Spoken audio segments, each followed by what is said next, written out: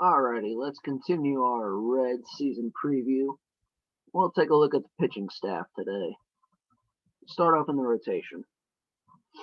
Now, heading into the offseason, you knew there was going to be changes. They were at least going to lose Trevor Bauer. Every realistic Reds fan knew that. Yes, there were dreams because he said he really enjoyed his time here. He loved Derek Johnson and all the staff that he worked with. There were dreams that, oh, maybe he'll stay. He wasn't staying. He wanted to top Garrett Cole. He wanted that top contract. Dodgers gave it to him. That is an insane contract. The Reds would never consider giving a player that kind of contract. But I thought maybe they'd at least try to keep Anthony DeSclafani. And if not him, some veteran on a cheap contract, maybe a minor league contract that could come into camp and compete for a spot. When I saw that DeSclafani signed for $6 million with the Giants, I was surprised. I thought, really?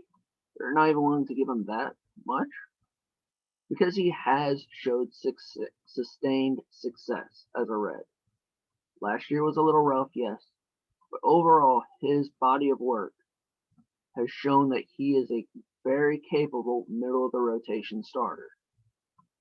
$6 million is a very reasonable rate for that. So I was a little surprised. But then you see the options, what they have now. Their rotation still looks very good. They still have Sonny Gray and Luis Castillo. You feel great about them. Tyler Mahle took a huge step forward when he was given opportunity last year for Wade Miley and DeSclafani for their injuries. He came in and he looked like he belonged. He had not looked like that in previous years. He looked like a bona fide major league starter. Very capable. You feel very good about putting him into the third spot for next year. After that, I'd say because of his contract, his previous history, and lack of options front, to be honest, you can safely pencil in Wade Miley for the fourth spot. If he's healthy, I think you're set. If he's not, like last year, especially now considering what options they have, you're a little more nervous. Then you get to that fifth spot. It's down to Jose De Leon, Michael Lorenzen, and TJ Antone. I don't really consider Jose De Leon much of a contender. He's been a top prospect, and he just hasn't done anything with it. Michael Lorenzen has given sustained success as a big league reliever. He has long gunned for this job. And honestly, I do feel like the Reds not going for any kind of replacement says, okay, we think you can do it, but go out and get it. I think Lorenzen has to be the favorite. TJ Antone did look very good in his opportunity last year. But Lorenzen has to be the favorite because he has wanted this for so long. And then you consider if he is the fifth starter, now David Bell gets to have a little fun, play a little chess with him. He's like, okay, now Lorenzen's on a set schedule every fifth day. Now you know certain days you can use him as a pinch hitter, as a defensive replacement. Kind of thing, which I'm pretty sure Lorenzen loves doing that as well. So it'll be interesting to see how that works. I think it'll be Lorenzen, TJ Antone in the bullpen. But now we flip to the bullpen. Going into the offseason, you felt great about it because you not only had one proven closer, you had two when they got Archie Bradley. Then they non-tendered him. Would have cost them $6 million to keep him. I was absolutely stunned because I thought that having that extra year of control was a huge reason why they went and got him. That happens, you think, okay, still have Raisel Iglesias. He looked like old Raisel last year. Nope. They traded him to the Angels for Noe Ramirez and basically just a salary dump. I was floored. So then you go from 2 to nothing. And just a bunch of guys gunning for the job you hope can do a good job. Then they made a move, a shrewd move. It's sad that this kind of move is the best move of their offseason, but it is. They signed Sean Doolittle to a 1-year, I believe, $1.5 million contract. Okay, you start to feel a little better about it now. Because he has had multiple years of sustained success as a closer in Washington. He had a rough year last year. Hopefully that's behind him. And you got Derek Johnson to help fix any problems. One thing I do love is Amir Garrett's attitude throughout this whole thing. When they traded Raisel, he said, I want the closer's job.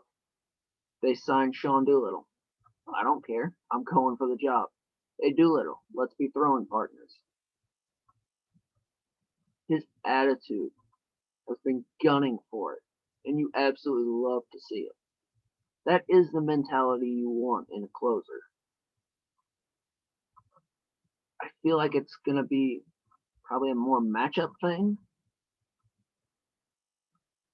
but one of them's probably going to pull away with the job eventually. It'll be interesting to see which one. Either way, you still got a really good setup man. And then you've got the loser of the 5th spot in the rotation. But Lorenzen, very capable, better off middle relief.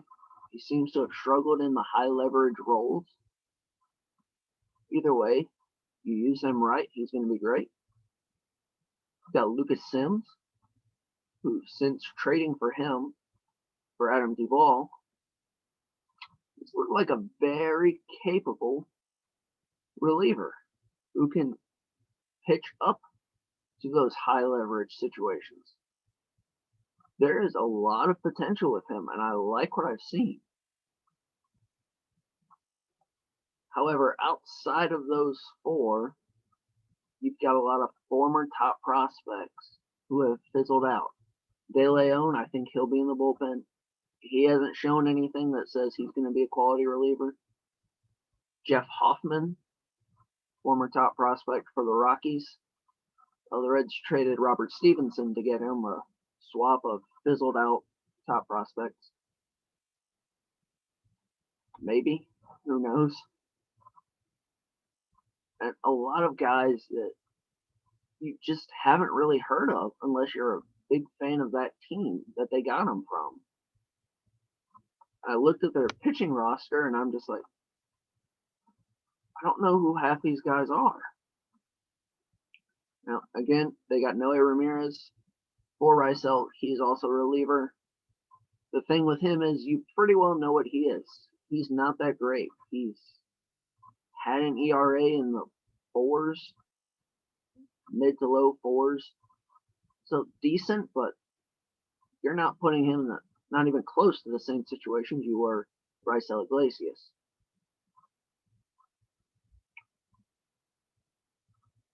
So you feel great about those top 4, but then you got a lot of question marks. That's what makes me nervous. So if they get down 2-3 runs and they're going to those middle relievers, you get a little concerned. I do, at least. But I will say one thing when you compare the offense to the pitching is the pitching has Derek Johnson, an insanely good pitching coach. I never want him to leave Cincinnati. David Bell can leave, I don't care. But they got to keep Derek Johnson, that's for sure. If anyone can make these former top prospects realize something, it's going to be Derek Johnson.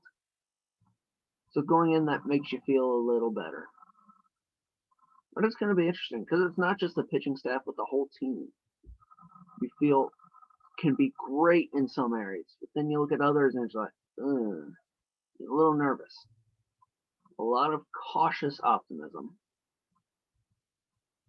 Hopefully it's still a good year because you don't want to see them immediately go back to being sellers again. We dealt with that for way too long.